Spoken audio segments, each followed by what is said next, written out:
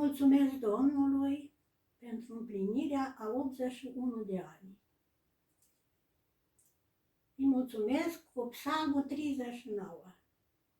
Ziceam: voi veghea asupra căilor mele ca să nu păcătuiesc cu limba. Îmi voi pune frâu gurii cât va sta cel rău înaintea mea. Am stat mut în tăcere, am tăcut, măcar că eram nenorocit. Și totuși durerea mea nu era mai puțin mare.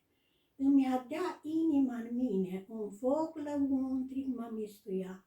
Și atunci mi-a venit cuvântul pe limbă și am zis: Doamne, spune-mi care este sfârșitul vieții mele, care este măsura zilelor mele, ca să știu cât de trecător sunt. Iată că zilele mele sunt cât un lat de mână și viața mea este o nimica înaintea ta.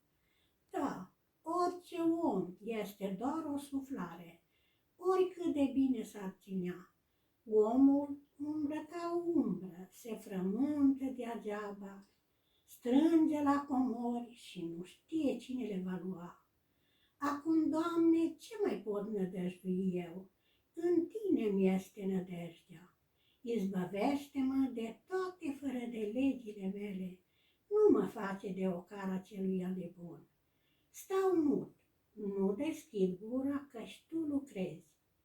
Abate-ți loviturile de la mine, îmi iasă sufletul sub loviturile mâniei Tale.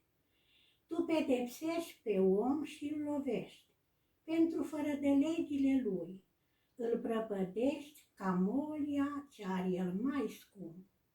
Da, orice om este doar o suflare. Ascultă-mi rugăciunea, Doamne, pleacă-ți urechea la strigătele mele.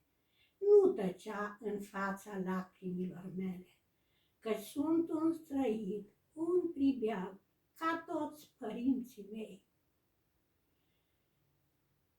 Abate-ți privirea de la mine și lasă-mă să răsuflu până nu mă duc și să nu mai fiu.